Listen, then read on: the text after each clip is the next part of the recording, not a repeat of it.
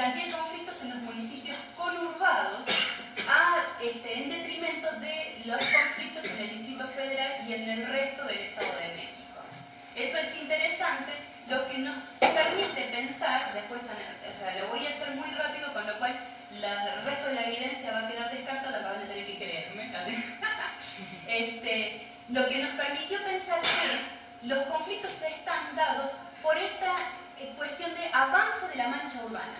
¿Sí? El avance de la mancha urbana hace del territorio, nuevamente, un territorio en disputa. Piensen en las casas geo, en las casas que están construidas sin agua, en los colonos que se están peleándose con los constructores porque si vienen más me quitan el agua, etc. Así este es un avance cada vez mayor de la mancha urbana. Y en ese sentido, cuando avanza la mancha urbana, lo que se disputa es justamente la inclusión de todas las garantías del ciudadano, de la ciudadanía plena, el acceso a todos los servicios públicos que el Estado pueda garantizarme. Siguiente. Lo que vimos también es que los conflictos se han intensificado enormemente. Dividimos a los conflictos con enfrentamiento y presión, ¿sí? Generan presión, y sin enfrentamiento ni presión. Fíjense, enormemente ha crecido el enfrentamiento y la presión para el año 2000, en detrimento del otro. Lo que pensábamos es que antes todos los registros del 90 eran cartas a la prensa, intentar hablar con el gobierno de turno, etc. Entonces, nos empezó a dar la pauta de que sin enfrentamiento ni presión tenía que ver con que era posible a través de la prensa o a través de una manifestación visibilizar el problema y que fuera atendido, sin llegar a usar el enfrentamiento y la presión. ¿Sí? O sea, ¿qué pasó? Que se perdió esta capacidad del gobierno, o de los políticos, si se quieren, de llevar a cabo, o que la gente crea que pueden llevar a cabo su agenda, y que necesitan efectuar más presión y más enfrentamiento para que sean escuchados. ¿Sí se entiende? Sí. Siguiente. Esto es peor, es más importante, o sea, esto del enfrentamiento y la presión, en la zona metropolitana de la Ciudad de México, ¿sí? Entonces estamos de nuevo hablando que el Estado de México se ha convertido en un foco de luchas sociales con enfrentamiento y presión. Ahora, cuando Paula hablaba de los temas por los cuales la gente se pelea, digámoslo así, veíamos que lo hemos caracterizado distinto, pero tenemos bastantes coincidencias, ¿no? Lo que yo caractericé es distribución y usos, es esto también que Paula decía, o sea, ¿cómo voy a distribuir un recurso escaso? Yo quiero que no venga acá porque me va a quitar el agua, peleas entre vecinos por la quita de agua, o sea, ¿cómo voy a usar y distribuir este recurso que se nos hace escaso? El otro era infraestructura, quiero que el Estado, quiero que la delegación, quiero que tal me construya, me arregle este pozo, me ponga acá, me saque acá, ¿sí? O sea, esa es la infraestructura. Cobro del servicio, no hay mucho que decir, y otros, todos los que me quedaron como otros. Y entonces lo interesante de esta lámina es cómo ha variado 1990-2000, ¿sí? Fíjense que para el 90 la infraestructura era lo solicitado y para el 2000 varió impresionantemente hacia la distribución y usos. O sea, la gente ya quiere preservar lo poco que tiene, ¿sí? Quiere cuidar su quintita, digamos, gracias. El criollo básico. Así, siguiente, por favor. Y eso está en relación con esta otra lámina. Dividía los problemas en si amenaza quita de agua, o sea, si sienten, o sea, ¿por qué es la lucha? Porque sienten que hay una amenaza, porque hay una restricción, porque hay una falta de agua, por el pago, o por una contaminación, o por otros. Y fíjense lo interesante, no es que falte el agua, es que tengo una amenaza sobre mi forma de vida de que me van a quitar el agua. Eso me pareció inmensamente interesante, porque uno siempre dice, cuando habla de conflictividad del agua, y también Pablo lo menciona, o sea, es una escasez hídrica, ¿sí? No hay agua.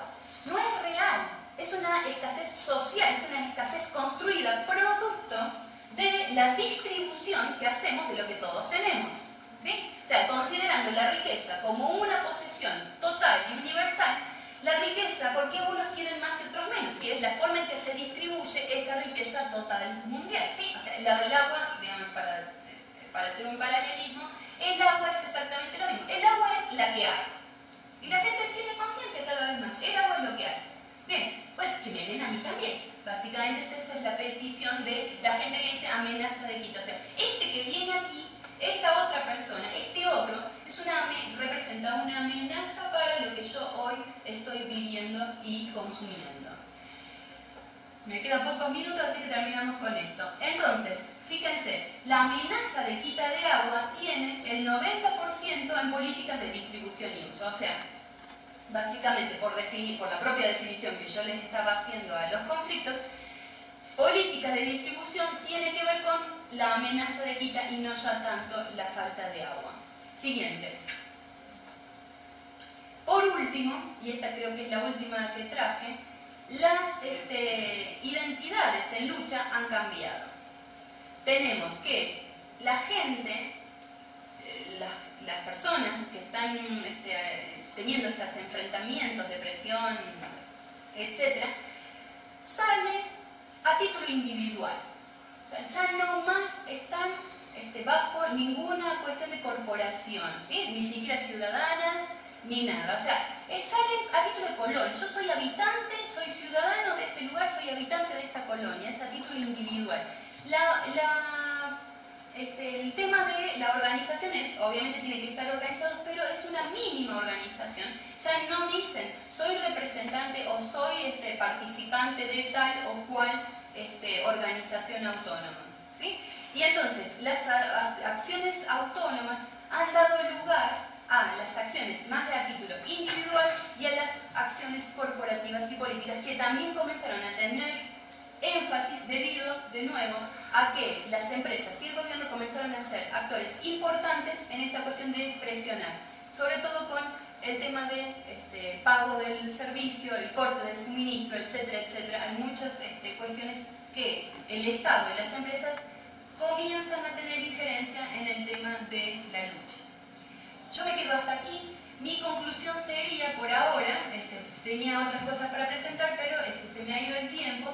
Mi conclusión sería estas dos cuestiones, ¿no?, que me pareció sumamente interesante de Paula y que rescato porque también las había observado con mi propia acumulación en la investigación y que tienen que ver con esto. Más cantidad de actores, más cantidad de conflictos, ¿sí? Y que la lucha o el conflicto por el agua no es un conflicto hídrico, sino que es un conflicto netamente social por la distribución de recursos escasos. Me quedo aquí. Gracias, Karina.